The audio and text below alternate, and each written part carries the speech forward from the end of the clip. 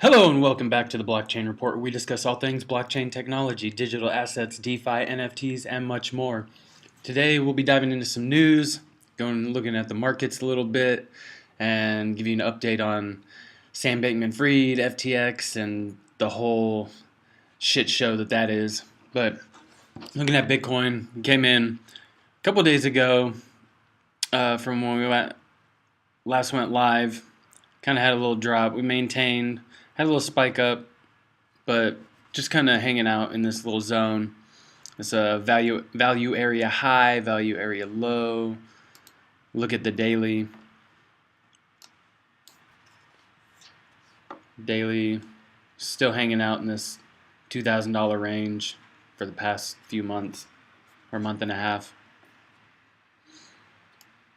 What we're looking like is, let's see, get this guy right here.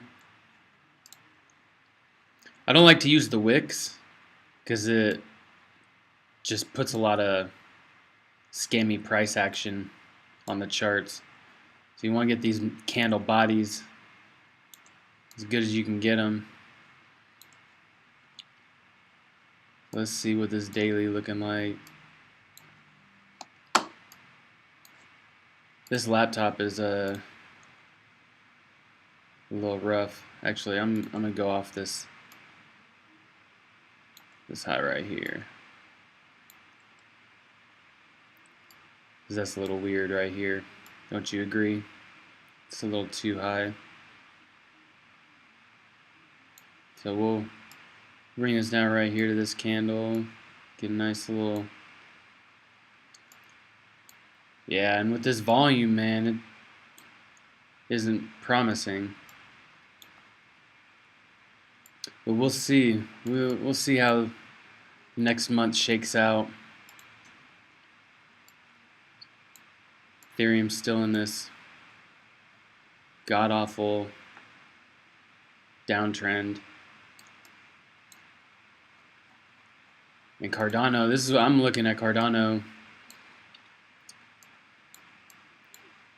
down here, actually. Let me get a price line. Yeah. Give me a horizontal line right here. Yeah, I'm buying right here. Clone. I'm actually gonna change this to a nice little yellow,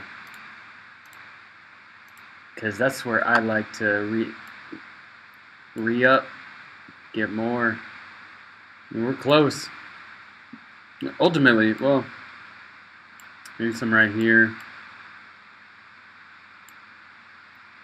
But ultimately,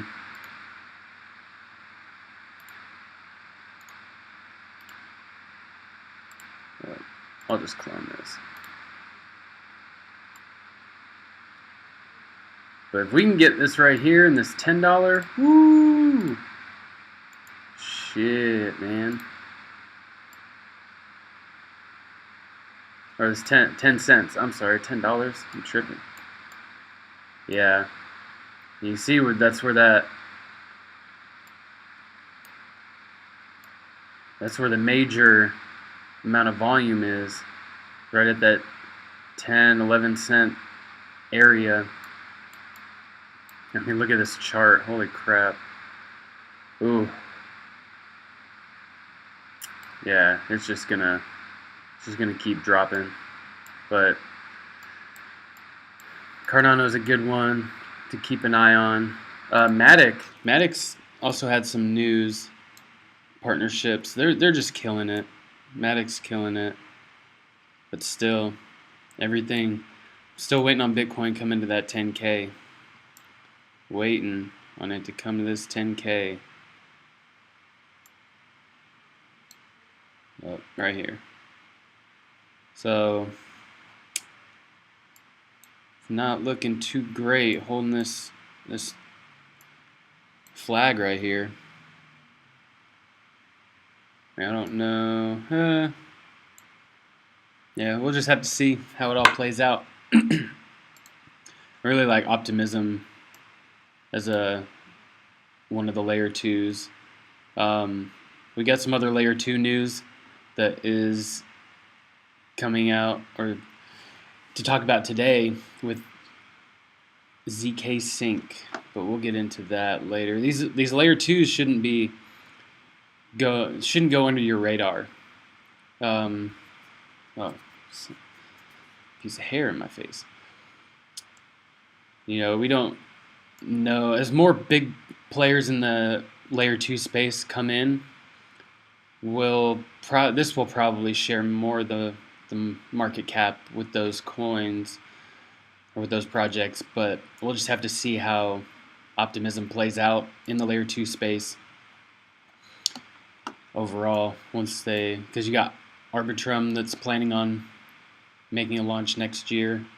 Well, potentially. ZK Sync. There's some other ones. I think Say or C. I don't know if they're a layer 1, but yeah, and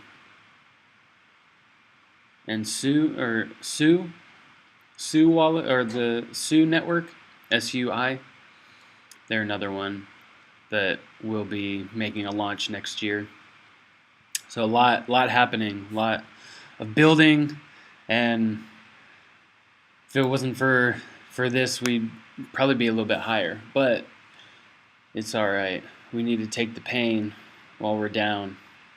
So Caroline Ellison, plea agreement, $250,000 bail, surrender of travel documents, forfeiture of assets.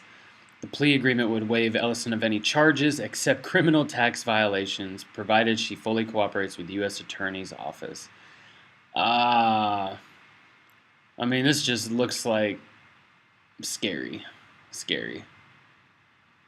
I don't know what to say about people who have their own things that they deal with, but man, that's just a whole crazy.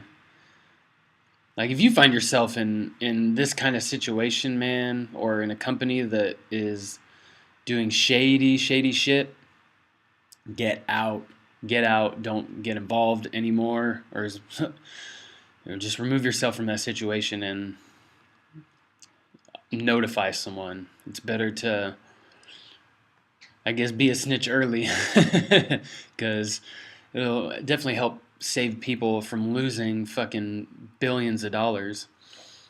But anyways, former Alameda Research CEO Caroline Ellison will not be allowed to leave the continental U.S. and must forfeit any proceeds derived from the commission of the offenses she has been charged with, according to a recently unsealed plea agreement with the U.S. Attorney's Office of the Southern District of New York. She will also need to pay restitution of any amount determined by the court. The plea agreement was first obtained by New York's Inner City Press. The agreement states that if Ellison fully cooperates with the South District of New York's investigation, as well as any other law enforcement agency designated by the office, she won't be further prosecuted criminally except for possible criminal tax violations with regard to the wire and commodity fraud charges that resulted from commingling funds between FTX and Alameda accounts. The deal does not guarantee that other agencies will not pursue prosecution at a later date. A court would need to agree to the plea deal for it to be in effect. So now this is interesting because it doesn't guarantee that other agencies will not pursue prosecution at a later date. And this happened all around the world. It's not just Alameda in U.S. or Bahamian citizens. This happened around the world, so I wonder if she'll be tried somewhere else, or if somebody else will try and come after her for charges. But I don't know how well that would work if she can't leave the country. But we'll see. I don't know the whole legal system and how. I know it's really shitty, but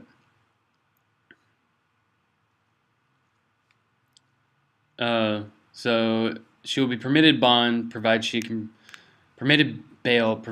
can provide a $250,000 personal recognizance bond, and travel and restrict travel to the continental U.S. She will also need to surrender any travel documents she has. And if she's not a U.S. citizen, it's likely that her removal from the U.S. will be mandatory. She is a U.S. citizen, but unclear if she might have abandoned her nationality for a citizenship of convenience for tax reasons, which is a popular trend among some crypto traders living abroad, as the U.S. taxes non-residents. Yeah, and if you don't, if you move to another country, you still have to pay taxes in the U.S. And the only way to avoid paying taxes is to revoke your U.S. citizenship. So that way you are not part of the United States, so they don't require you to pay taxes. Now, that can come and screw you in a way. I guess having a U.S. passport is like the holy. It's like the golden book, and you can get pretty much anywhere. But if that works for you, it's yeah, we'll just leave it at that. I kind of wanted to touch on some of this SBF release. Look at that face. Jesus.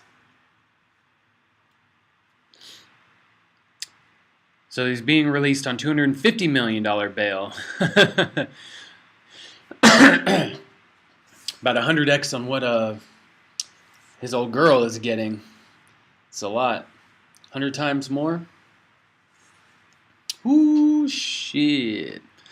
So, oh no, I'm sorry. That's 1,000x, because yeah, 10 of 250,000 is 2.5, 100 is 25, so 1,000 is 250. Ooh.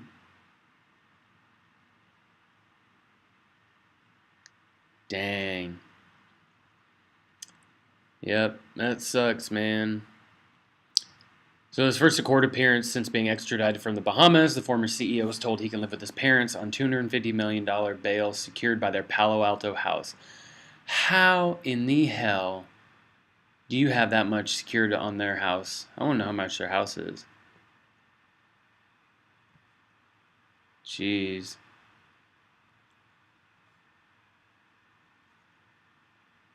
I mean, these people look happy. I think that's his mom. Oh. Sorry, this guy just is, it's awful. Federal judge agreed to release former FTX CEO Sam Bankman-Fried after he appeared in U.S. federal court on Thursday, today, on charges that he was the mastermind behind the fraud and illicit movement of customer funds inside his former crypto empire. The judge set bail at $250 million. Bankman-Fried, who was brought to the U.S. overnight by the FBI after his extradition from the Bahamas, cleared on Wednesday, arrived at the courthouse in New York to face U.S. felony charges for the first time. The case in the U.S. District Court for the Southern District of New York centers on accusations of fraud, money laundering, and campaign finance violations. Now, the campaign finance violations, I'm interested to see what they dig into with that, because they have to look and find out where these donations went and where it was sent to and what they were laundered through, because there's talks that, or some rumblings that money was sent to Ukraine and washed through there and came back. So, yeah, it's a whole interesting ball of wax. Or ball of yarn. Ball of wax. Bankman-Fried's release was secured by equity in his parents' Palo Alto, California home, and a long list of requirements was included for him to remain free while he faces charges. He's not allowed to make financial transactions for more than $1,000, can't open new lines of credit, can't leave the house except to exercise, and must go through substance abuse and mental health treatment. Boom, there you go. All those amphetamines and shit, man. I mean, I don't know if you saw a video of him shaking on stage at these, I don't know, of certain events and stuff where he was speaking or where he was a guest at. And he's like, his whole body is shaking because his legs are shaking. He's just tremoring because he's fucking nervous. He knows his whole thing is built on bullshit. The former CEO arrived at court in a crumpled suit jacket, and the sound of his restraints was audible in the quiet courtroom. When asked if he agreed to the conditions of release, he nodded. He was instructed to answer aloud, and he looked at his lawyer before saying, "Yes, I do." Prosecutors have been closing in on the disgraced crypto frontman, inking plea deals inside the FTX inner circle. Caroline Ellison, the former CEO of FTX's sister company Alameda Research, and Gary Wang, the co-founder of FTX, pleaded guilty to federal charges and also admitted guilt in securities violations, according to the statements from U.S. prosecutors and regulators late Wednesday. The cooperation of Ellison and Wang, who admitted playing active roles in the company's fraud, is likely to be key in the case against Bankman-Fried. They've admitted that senior management was aware of lawbreaking in the movement of customer funds between two firms. As Bankman-Fried has already given up his passport and he'll be fitted with the tracking device, his parents have to secure bail with their home equity arrangement by January 12th. Charges against Bankman-Fried's FTX cohorts further illuminate the illicit flow of customer money between FTX and Alameda, the trading firm Bankman-Fried also founded, and it described how senior executives falsely propped up the apparent value of FTT, the exchange's native token. So this is really, really awesome. They're going to get more transparency into how they propped up the token by creating fake tokens, and this is where they're going to get into more of a, it's almost never ending, because you have projects that were affected by FTX and were essentially, the price was propped up really high for projects that FTX was working with or Alameda Research, and then when the projects were listed on other exchanges, the value completely tanked because they were being propped up by Alameda and FTX and essentially overinflating the value of these tokens and creating a fake supply. So it's way more than just some money laundering and wire fraud. And I'm interested to see what Mr. Kevin O'Leary has to say about all this, because that guy's just digging himself into a big hole. But on to some other news. Genesis and Digital Currency Group seek path for recovery of assets amid liquidity issues. Gemini co-founder Cameron Winklevoss says the global investment bank Houlihan Lokey is working to resolve liquidity issues at the exchange. The co-founder of Gemini says the global investment bank Houlihan Lokey has devised a plan on behalf of committee of creditors to resolve the liquidity issues at Genesis and its parent company, Digital Currency Group. According to Winklevoss, resolving the liquidity issues would provide a path for Gemini clients to recover assets owed to them by Genesis and DCG following the collapse of FTX. So according to the brief Earn update shared on Twitter by the Gemini co-founder, the plan presented by Houlihan Lokey on behalf of the creditor committee is based on information received from Genesis and DCG and their respective advisors to date. So may get some funds back.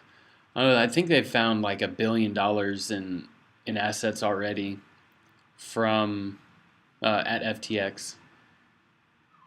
But I'm not sure how much will go to the top players, like the millionaires and billionaires, like the multi-millionaires and billionaire players in all this. And we'll have to keep an eye out on that. U.S. Senator Toomey introduces stablecoin bill as congressional session wraps up. The soon-to-retire senator introduced a new stablecoin bill only a few weeks before the end of the 117th U.S. congressional session. So Republican Pat Toomey has used the last of his few weeks in office to introduce a new stablecoin bill aimed at creating a regulatory framework for payment stablecoins. Toomey, who also serves as the ranking member of the U.S. Banking Committee, said the Stablecoin Trust Act of 2022 would serve as a framework for stablecoin regulation for his fellow senators who are looking to pass stablecoin legislation in 2023. In the statement, the senator called stablecoins an exciting technological development that could transform money and payments. By digitizing the US dollar and making it available on a global, instant, and nearly cost-free basis, stablecoins could be widely used across the physical economy in a variety of ways. If passed by Congress, the bill would permit non-state and non-bank institutions to issue stablecoins as long as they obtain a federal license created and issued by the U.S. of the Comptroller of the Currency, the OCC, and as long as the stablecoins are backed up by high-quality liquid assets. So you can't just have nothing and give people, a bunch of stablecoins, because how are you gonna essentially pay that back? Or you're not going to have any actual value behind that. So stablecoin issuers must also comply with a new public disclosure standard, clearly outline redemption policies, and provide regular attestations from authorized accounting firms. The bill would exempt stablecoin issuers from U.S. securities laws so long as they don't offer interest-bearing products or services or otherwise act like an investment or advisory firm.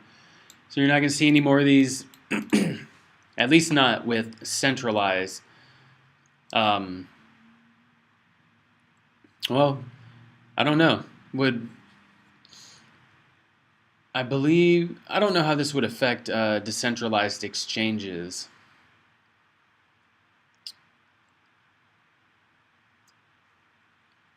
This may be only to centralized exchanges. So I don't know if you can have a bill that would allow decentralized exchanges to, or wouldn't allow decentralized exchanges to have interest-bearing products. Yeah, so go to Uniswap.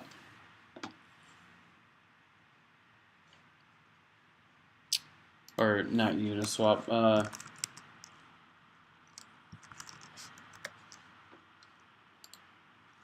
Let's see. Quenta has a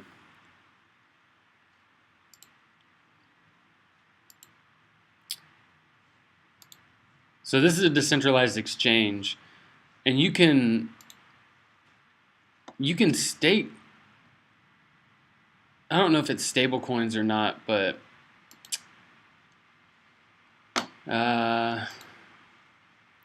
yeah, that's going to be a weird one.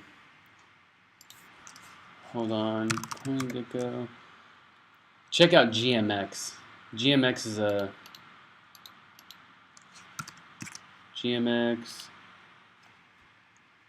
is a decentralized exchange that will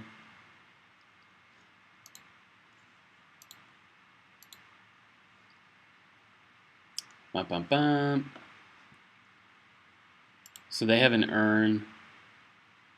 I'm not sure if it's stable coins or not. No. It says some of these decentralized exchanges will have a will have some interest-bearing stable coins, but I'm not sure about this. But keep an eye out. If you have stuff on there, hold on as long as you can. Hold on to it as long as you can, because you're not going to get it for much longer. ZK EVM could be the end game for blockchain infrastructure. Zero-knowledge virtual machines have the potential to revolutionize the portability of smart contracts, removing crypto's last barrier to mass adoption. So a few projects have come close to matching the security and decentralization of Ethereum network. However, the inherent overhead of maintaining these two critical features has left Ethereum burdened by low throughput and prohibitively high costs. As a result, alternative Layer 1 blockchains, L1s, which normally sacrifice security and decentralization to provide scale, have emerged to nip away at Ethereum's market share. However, with EVMs, equivalent scaling solutions bringing high throughput and low transaction fees to Ethereum itself. The question is, do we really need these alternative L1 networks? I say yes. I mean, it's good to have a lot of projects that will build and create things, and if they don't work, then the market will flush them out. And it's good because other projects and other networks will scoop up that market share and could even scoop up the projects from that other network. And it could just help make things stronger. I know there's a lot of bullshit, a lot of fluff, a lot of redundancy, but you got to grow. Sometimes you have to grow it nice and fat to trim it down to a nice sculpture. You see these nice sculptures, you get a big rock that's just a bunch of shit, a bunch of crap. It's too much stone, and then you just chip away at all the bad shit, all the imperfections, all the bad players, and get them out until it's nice trimmed, luscious market. But anyways, despite a rocky year for the industry, Ethereum is still as strong as ever. The risk of sacrificing security and decentralization have been largely materialized with alternative L1s this year. The blockchains and their communities have been experiencing downtime, censorship, large hacks, and existential challenges caused by centralized token supply, i.e. huge portions of token held by malicious individuals. In the meantime, Ethereum ecosystem has had another good year. For starters, we've seen the long-awaited upgrade of Ethereum blockchain from proof of work to proof of stake after its September merge. And essentially, so to mitigate the aforementioned challenges without significant trade-offs, Ethereum has now effectively ceded execution to layer 2 solutions, or ceded. Even Ethereum founder Vitalik Buterin has noted that layer 2 zero-knowledge solutions are the future of Ethereum scaling. He also acknowledged that further Ethereum improvements such as sharding will support this vision and make it more powerful. The L2s will be good because it can just help process more transactions on the network and take a lot of... And there could be also... like Ethereum could be compartmentalized in having more DeFi transactions and the big money players coming and using that network, and the cheaper L1s or the L2s can be where the mainstream comes in and uses it because it can scale. Zero knowledge L2s are able to process a large number of transactions and automatically generate mathematical proof of the validity of those transactions. That proof can then be submitted to Ethereum and verified by its validators, thus effectively offering the same level of security as Ethereum. To make this advanced technology even more appealing, these proofs do not have to reveal information about the actual transactions, thus enabling privacy of transactions when required. L2s have been around for more than a year, but wider adoption has been hindered mainly by suboptimal developer experience. Due to efficiency and complexity constraints, ZK L2s have been using custom execution environments instead of the familiar and widely used Ethereum virtual machine. After a lot of hard work and impressive cryptographic and engineering breakthroughs, developers have managed to create ZK EVM, an EVM-compatible ZK Layer 2. So advanced technology allows Ethereum projects to easily port existing smart contracts onto a ZK EVM L2 without any modifications to their code, thus removing the last barrier for wide adoption. Until recently, it was believed that full-featured ZK EVMs are still 3 to 5 years away, but recent developments have considerably compressed that timeline, with the first practical implementation of the technology already being deployed. Woo! Yeah! I've kind of been excited for the ZK rollups. ZK EVM. So do we need layer 1s? I would say yes. But let's say what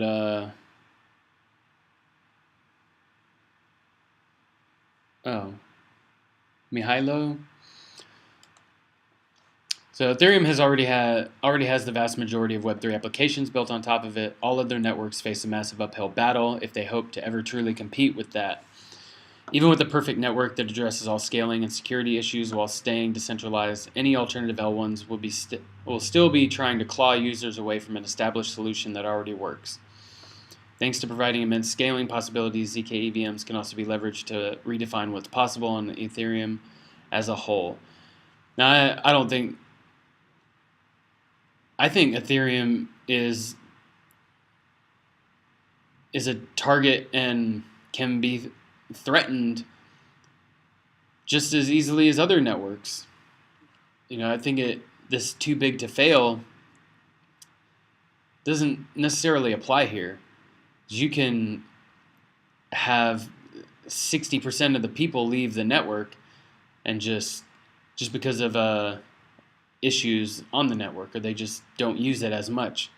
I mean, you could use Ethereum and these other networks for certain things, like I said earlier, compartmentalize to do certain things, and projects being built on Ethereum can branch out to other networks, so it's not just tied to one network.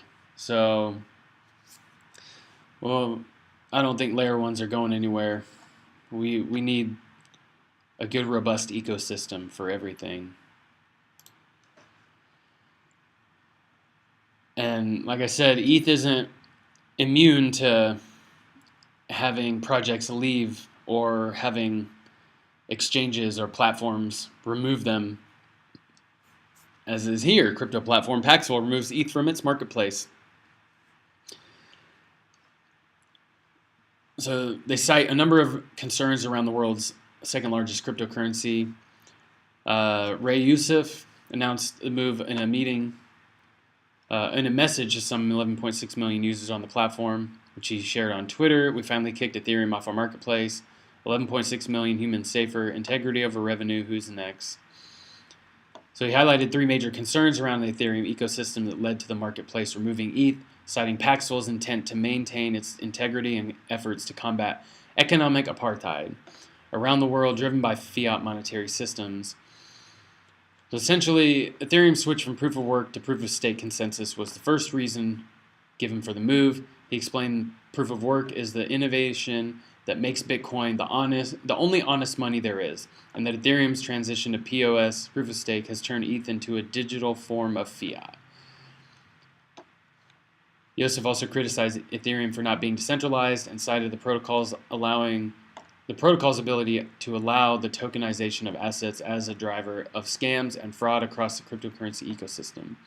The tokens that ETH has spawned have been scams that rob billions of people. They have stolen valuable momentum away from Bitcoin and cost us years on our mission. Remember, he's a vocal advocate for Bitcoin and cryptocurrency self-custody in the wake of FTX collapse. He implored cryptocurrency users to shift Bitcoin holdings to self-custody storage, with Paxful users also encouraged to follow suit. And that's good when you have a CEO that says, look, get your stuff off our exchange. We want to be here to help you make transactions, but take your stuff off so we're not held accountable. And he might just be so hard on... I mean, there are some issues with Ethereum. Don't get me wrong. They're a little more centralized, and stuff with Etherscan, censoring transactions. It's kind of weird, but they're a big player in the game.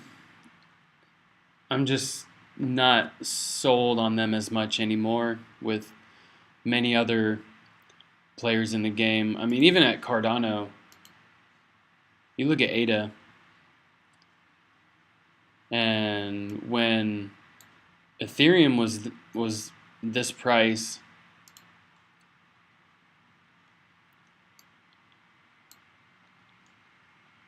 back in 2020, 2021, let's see.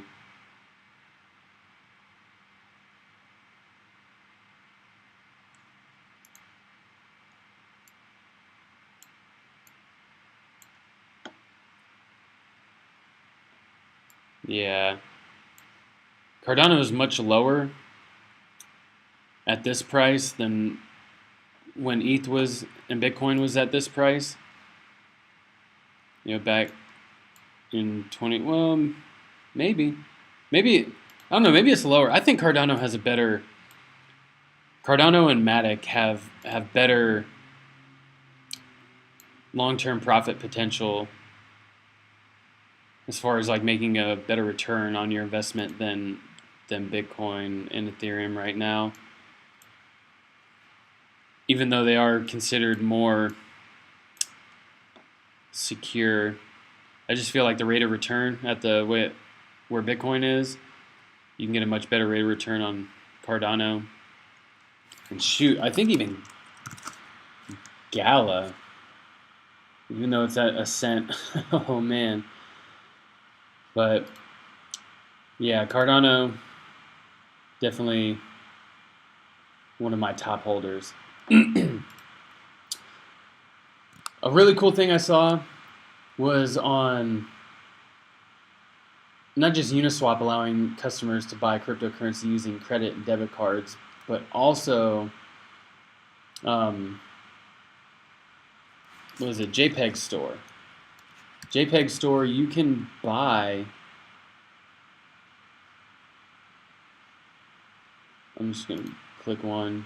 You can buy these with a credit card now, which is unreal.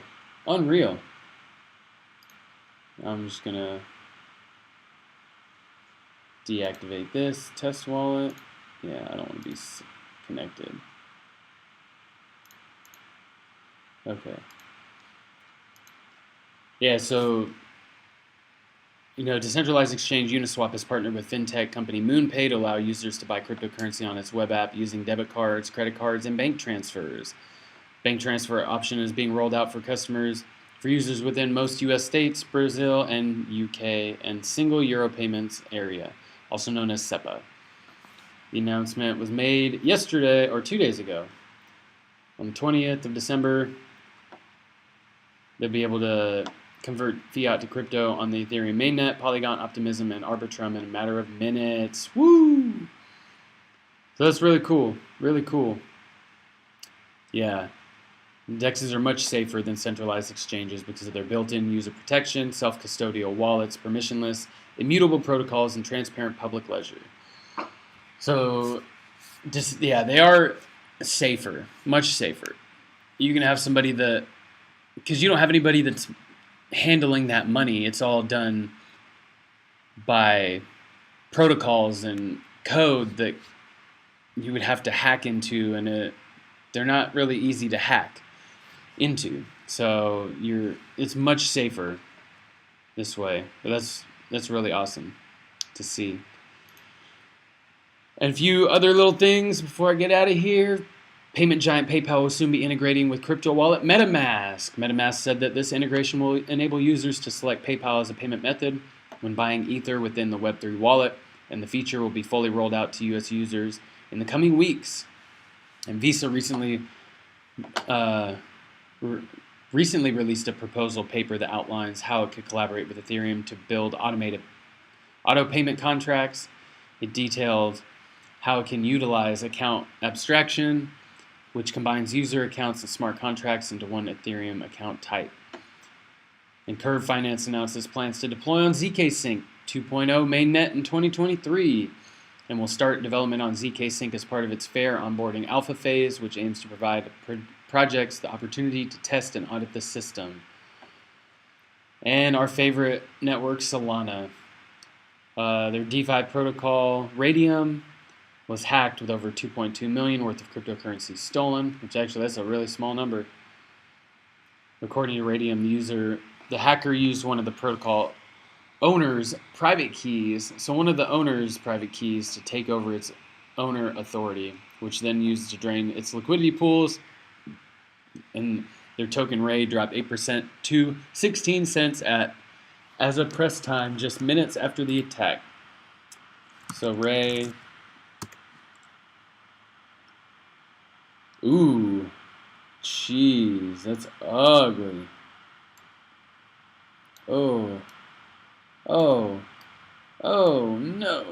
Whew. Ouch. Although that's not as bad as our good friend Helium right here. Look at that. Look at that. It's KuCoin. HNT. We'll go ahead and check out his Binance chart. Yeah, that's what I'm talking about. Because I sold some like up in here in the 30s, 20s, 30s. Ooh, a little bit in 40s. But man, that's a big, and then we're at, ooh, yeah. But it'll climb back. It'll all climb back. And we got a little movement in Bitcoin. We got a little movement coming in. I guess so. See a little pop. Little pops and big drops. Maybe coming to grab some liquidity. Oh no, we're still holding this line right here though.